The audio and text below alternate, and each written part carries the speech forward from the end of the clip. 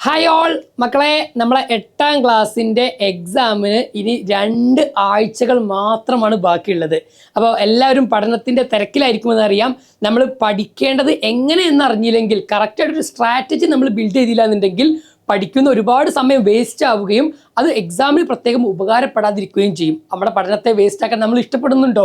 ഇല്ലല്ലോ. അപ്പോൾ ഏറ്റവും നല്ല രൂപത്തിൽ 2 ആഴ്ച നമുക്കിങ്ങനെ തകർത്ത് പഠിച്ചുകൊണ്ട് നമ്മുടെ എക്സാമിലെ വിഷയങ്ങൾക്ക് നല്ല മാർക്ക് സ്കോർ ചെയ്യാൻ എന്നുള്ളതാണ് ഈ വീഡിയോയിലൂടെ നമ്മൾ ഡിസ്കസ് ചെയ്യാൻ വേണ്ടി പോകുന്നത്. സോ ഫസ്റ്റ് ടു ലാസ്റ്റ് വരെ എന്ത് ചെയ്യുക, തീർച്ചയായിട്ടും ഈ വീഡിയോ കേൾക്കുക, നമ്മുടെ ഫ്രണ്ട്സിനൊക്കെ എന്ത് ചെയ്യുക, ഒന്ന് ഷെയർ ചെയ്യുക. അപ്പോൾ ഇനിയുള്ള 2 ആഴ്ച നമ്മളെ 8ാം ക്ലാസ്സിൻ്റെ എക്സാമിനും വേണ്ടി നമ്മൾ എന്ത് സ്ട്രാറ്റജിയാണ് നോക്കേണ്ടത്? നമ്മൾ ആദ്യം മനസ്സിലാക്കേണ്ടത് നമ്മുടെ ടൈം ടേബിൾ ആണ്. ടൈം ടേബിൾ ഓരോ ദിവസങ്ങളും ഓരോ വിഷയങ്ങളും എത്ര ഗ്യാപ്പ് ഉണ്ട്, ഏത് സബ്ജക്റ്റാണ് ഫസ്റ്റ് പഠിച്ചു തുടങ്ങേണ്ടത്, ഏത് അവസാനം പഠിച്ചാൽ മതി, ഏതിൻ്റെയൊക്കെ ഇടയിൽ കുറച്ച് ദിവസം ഒഴിവുകളുണ്ട് എന്നൊക്കെ കറക്റ്റായിട്ടൊരു ഐഡിയ ഉണ്ടെങ്കിൽ നമ്മളെ പഠനം ഒന്നുകൂടി ഈസി ആയിട്ട് പ്ലാൻ ചെയ്യാൻ കഴിയും. ഇപ്പം നമുക്കറിയാം, നമ്മൾ 6-ാം തീയതി മുതൽ മാർച്ച് 6 മുതൽ 27-ാം തീയതി വരെ ഏകദേശം 22 ദിവസം നീളുന്ന അഥവാ 3 ആഴ്ചയോളം നീളുന്ന നമ്മുടെ എക്സാം മഹാമഹമാണ് എന്ത് ചെയ്യുന്നത്, വരാൻ വേണ്ടി പോകുന്നത്. അപ്പോൾ ഫസ്റ്റത്തെ ദിവസം തന്നെ നമുക്ക് എന്താണ് ഈ പറഞ്ഞ രൂപത്തിൽ നമ്മുടെ ഫസ്റ്റ് ലാംഗ്വേജ് 1ാം ഭാഷയാണുള്ളത്.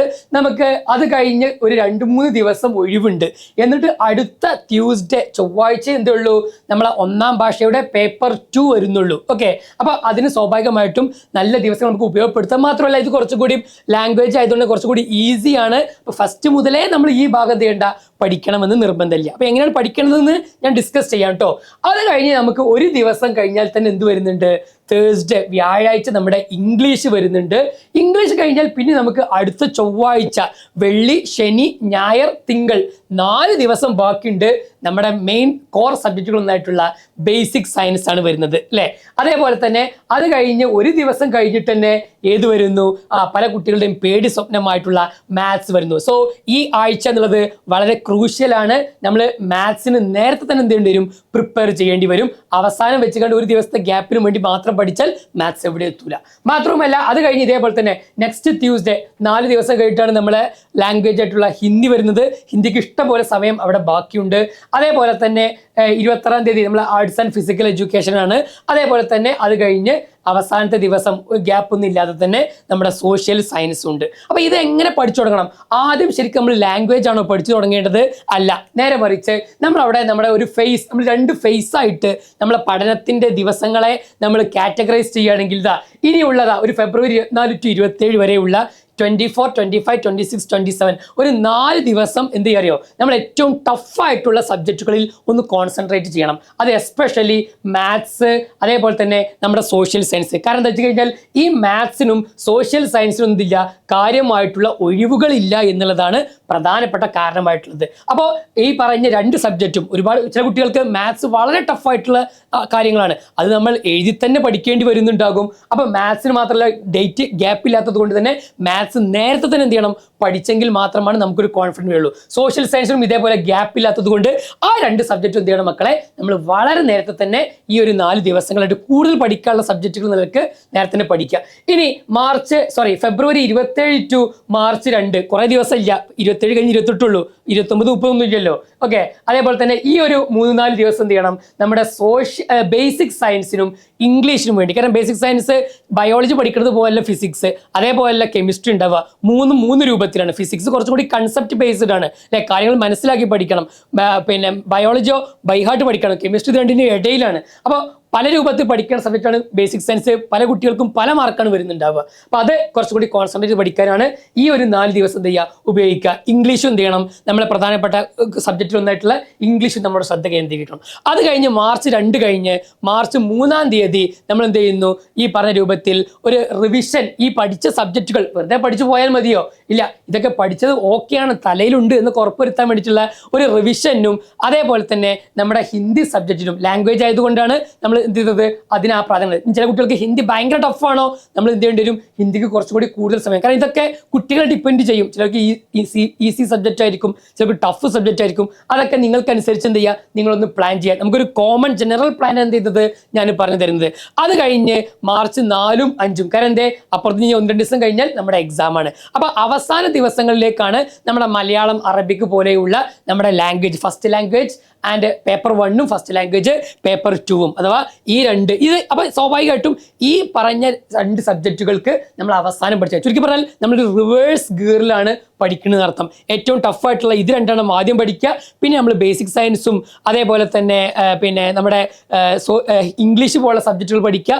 അത് കഴിഞ്ഞ് അവസാനത്തിലേക്കാണ് നമ്മൾ ഈസി സബ്ജക്റ്റുകളായിട്ടുള്ള ഈ പറഞ്ഞ ഹിന്ദി, അതേപോലെ തന്നെ മലയാളം, അറബിക്ക് അല്ലെങ്കിൽ ഉറുദു പോലെയുള്ള സബ്ജക്റ്റുകൾ നമ്മൾ എടുക്കുന്നത്.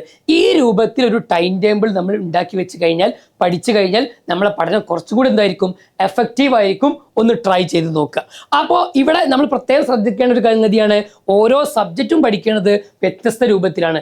മാത്സ് ഒരിക്കലും സോഫയിൽ ഇരുന്ന് കണ്ട് ഇങ്ങനെ കാണാപ്പാഠം പഠിക്കേണ്ട സബ്ജക്റ്റ് അല്ല മാത്സ്.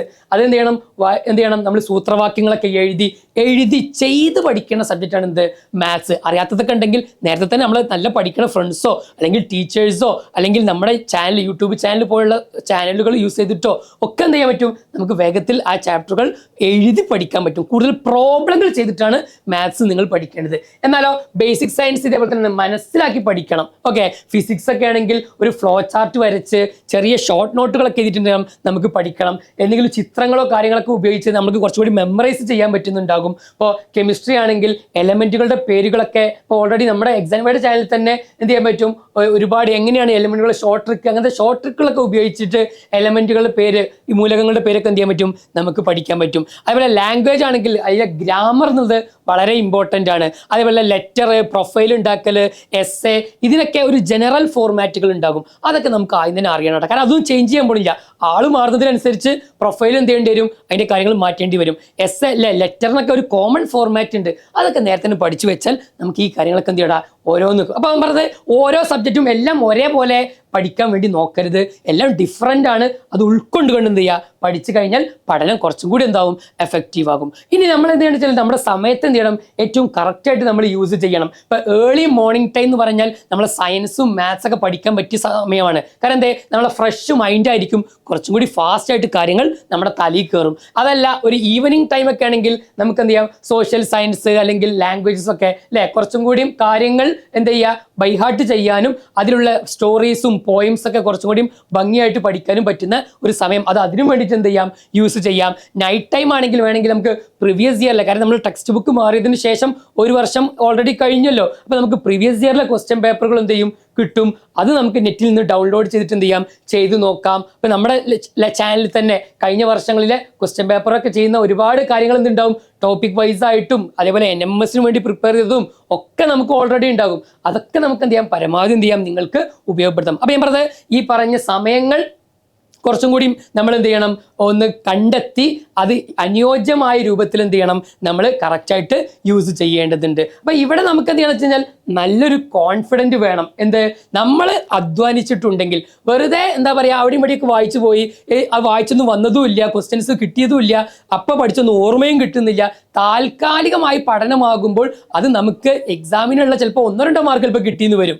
അതല്ലാതെ നമ്മൾ 9th-ലും 10th-ലൊക്കെ ഇനി പഠിക്കണം എന്നുണ്ടെങ്കിൽ മക്കളെ 8th-ലെ ബേസ് ചെയ്തിട്ടാ ക്ലിയർ കട്ടാവണം. അതിനാണ് എക്സാം ബൈ ലേണിംഗ് പോലെയുള്ള ചാനലുകൾ നിങ്ങൾക്ക് എന്ത് ചെയ്യുന്നത്, അതുമായി ബന്ധപ്പെട്ടുള്ള കാര്യങ്ങൾ. അതിനാണ് NMMS പോലെയുള്ള എക്സാമുകൾ, അതിനാണ് എക്സാം ബൈ ലേണിംഗ് ഫൗണ്ടേഷൻ പോലെയുള്ള കോഴ്സുകളൊക്കെ നിങ്ങൾ ചെയ്യുന്നത്. കാരണം ഇത് ഒരു 8ാം ക്ലാസ്സിൽ മാത്രം തീരേണ്ട സംഗതിയല്ല, 9th-ലും 10th-ലും ഇനി എത്ര കാലം നമ്മൾ പഠിക്കുന്നുവോ അത്രയും കാലം ഉപയോഗിക്കേണ്ടതാണ്. അപ്പോൾ നമുക്ക് എന്ത് ചെയ്യണം, ഏറ്റവും പവർഫുൾ ആയിട്ട് തന്നെ നമ്മുടെ A+ നേടണം. നമ്മളെ അധ്വാനത്തിൽ, നമ്മളെ എഫേർട്ടിന് എന്തുണ്ടാവും, തീർച്ചയായിട്ടും റിസൾട്ട് ഉണ്ടാകുമെന്ന് എന്ത് ചെയ്യുക, നമ്മൾ ഉറച്ചു വിശ്വസിക്കുക. സോ എന്ത് ചെയ്യാണ്, നമ്മളെ എക്സാം എഴുതുന്ന എല്ലാവർക്കും ഒരു ഓൾ ദ ബെസ്റ്റ് എന്ത് ചെയ്യാണ്, നേരെയാണ്. ഏറ്റവും നന്നായിട്ട് എഫേർട്ട് എടുത്ത്, ഏറ്റവും നന്നായിട്ട് ഹാർഡ് വർക്ക് എടുത്ത്, കുറച്ചും കൂടി കൂടുതൽ ടൈം എടുത്ത്, മറ്റുള്ള കളികളും വിനോദങ്ങളും സോഷ്യൽ മീഡിയ ഒക്കെ തൽക്കാലം ഒന്ന് മാറ്റിവെച്ച് ഇനിയുള്ള 2 ആഴ്ച എന്ത് ചെയ്യുക മക്കളെ, നല്ല ടൈം ടേബിൾ ഉണ്ടാക്കി കുറച്ചും കൂടി കോൺസെൻട്രേറ്റ് ചെയ്ത് വീട്ടുകാരൊക്കെ നേരത്തെ തന്നെ കാര്യങ്ങളൊക്കെ പറഞ്ഞ് മറ്റുള്ള ജോലികളൊക്കെ ഒന്ന് ഒഴിവാക്കിയിട്ട് എന്ത് ചെയ്യുക, പഠനത്തിൽ ഒന്ന് ശ്രദ്ധ കേന്ദ്രീകരിക്കുക. ആ രൂപത്തിൽ പഠിച്ചു കഴിഞ്ഞാൽ തീർച്ചയായിട്ടും എന്ത് ചെയ്യും, A+ നമ്മുടെ കൈകളിലേക്ക് എത്തും. ഓൾ ദ ബെസ്റ്റ് എന്ത് ചെയ്യുന്നു, നേരുന്നു. നമ്മുടെ ഈ വീഡിയോ എന്ത് ചെയ്യുക, നമ്മുടെ കൂട്ടുകാർക്കൊക്കെ അയച്ചു കൊടുക്കുക. ചാനൽ സബ്സ്ക്രൈബ് ചെയ്യാത്തവരുണ്ടെങ്കിൽ തീർച്ചയായിട്ടും സബ്സ്ക്രൈബ് ചെയ്യുക. മറ്റൊരു വീഡിയോകളുമായിട്ട് നമുക്ക് വീണ്ടും കാണാം. ബൈ.